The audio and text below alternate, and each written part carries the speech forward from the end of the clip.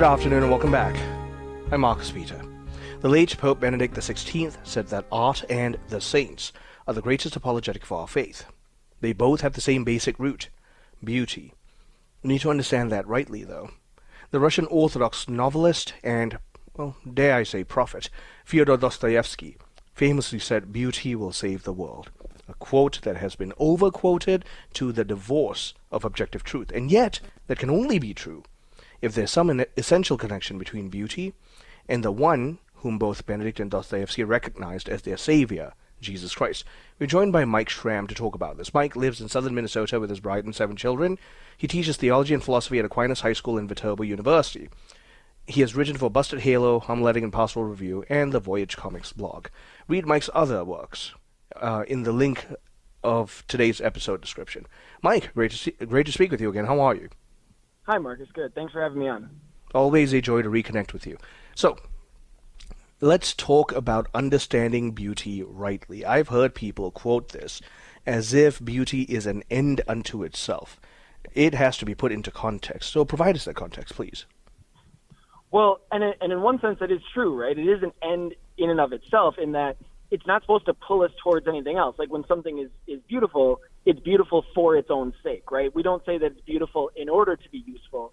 Beauty and use, they can coincide, but it's not like we make it beautiful in order to do like that. In that way, it is an end, but it's not a purely subjective one, right? It's not completely in the eye of the beholder. We can have specific tastes or preferences, but what makes something beautiful is actually an objective thing.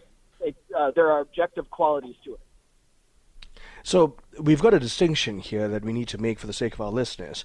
You've got the concept of an instrumental or proximate end, and then a final end, an ultimate end.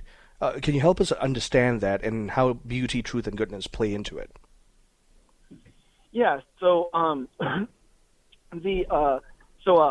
like an instrumental cause or an instrumental sort of, that would be like something you use in order to bring something else about, right? So, I mean, instrument is kind of a perfect example because I can make music, right? And I can, in a sense, I can put the notes together in my head. I can make the form, but in order for it to actually make the sound, to produce the song, I need, even if the instrument is nothing more than my voice, I need some sort of instrumental cause to bring it about. Obviously, like a guitar or piano or whatever, as opposed to an ultimate cause, right? Or kind of something more like a formal cause, where that would be sort of the mind that puts the notes together, so to speak. Is that kind of I think that's kind of what you were looking for? Oh, yes, absolutely. Yeah. And so when Dostoevsky writes,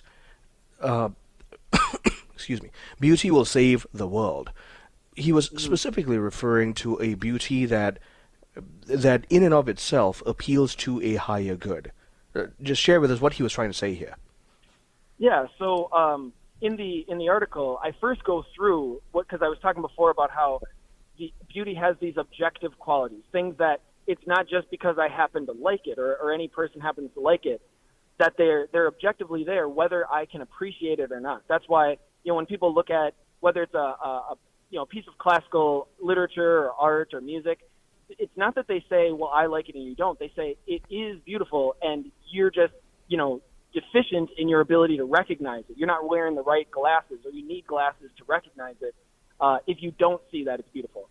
And those 3 objective qualities are, and this goes back even before St. Thomas Aquinas. I use St. Thomas Aquinas as like probably the best Christian philosophical source, but this goes back even before him, which is harmony, which is how do all the pieces fit together, and then clarity, which is not just how clear in terms of seeing through it, but how much light comes forth from the thing itself, from the piece of art itself. And then integrity, not just how do the pieces fit together, but how do they fit together according to the most essential part of it? How does it fit to its innermost essence?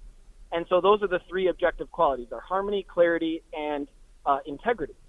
And so once you can recognize those in a piece of artwork, a piece of music, a piece of literature, a story, then you can say this thing is objectively beautiful.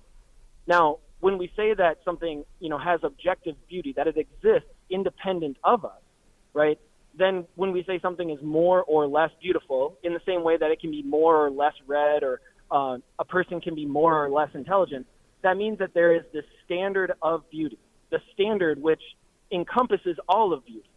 And that standard, the standard of being, is actually Aquinas' fourth argument for God, when he says that, we can recognize in all things different degrees, whether it's degrees of heat or degrees of power, degrees of intelligence. Well, in order to recognize the degrees, this person is more or less powerful than that person, there has to be a standard of power, which encompasses all the power, like omnipotence, which is what we ascribe to God. Well, the same thing we would say about beauty is that if this can be more or less beautiful, determined by the harmony, clarity, and integrity, then there must be a standard of beauty that encompasses all beauty and is the cause of all beauty. And that's, again, what when Christians and classical philosophers, when they talk about God as the efficient cause, not just of beauty, but of all existence, of all reality.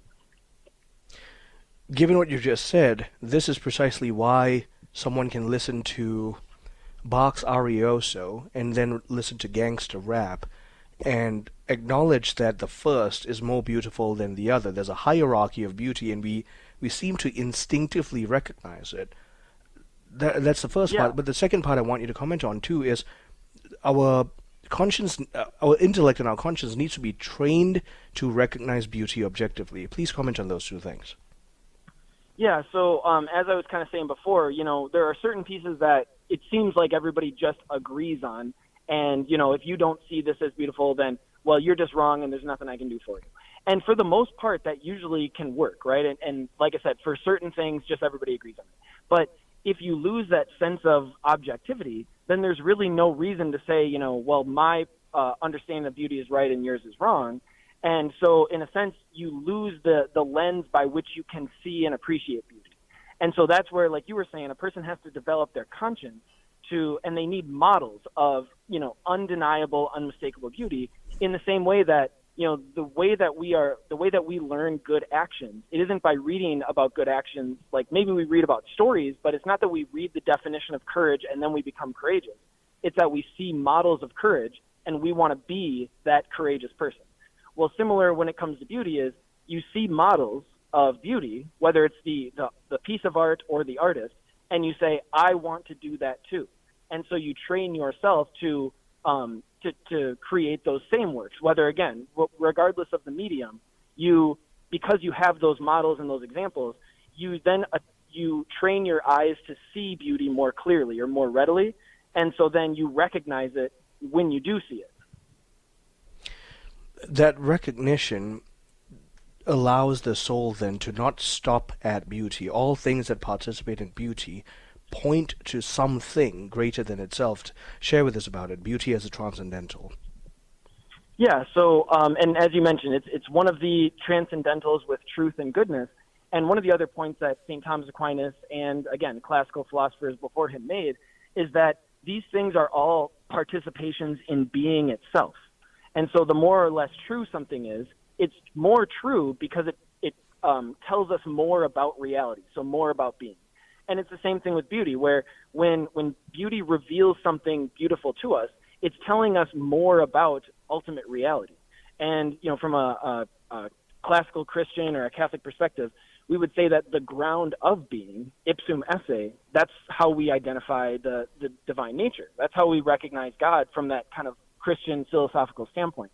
And so when you can start to see, again, objective beauty, and you develop that lens for it, you can see it, then you start to see how it connects to God more clearly and into ultimate reality, which, again, as Christians, we recognize as God. We're out of time, Mike. Always a joy to connect with you. Thank you very much for making the time to speak with us. My guest has been Mike Schramm. My guest has been Mike Schramm. He lives in southeastern Minnesota with his bride and 7 children. He's been talking with us about the fact that beauty is a crucial part of discovering God. Beauty does not culminate in its own self. All beauty, once participating in the objective order, helps us think about God. Let's form our consciences to recognize true beauty. Stay tuned. I'm Marcus Peter.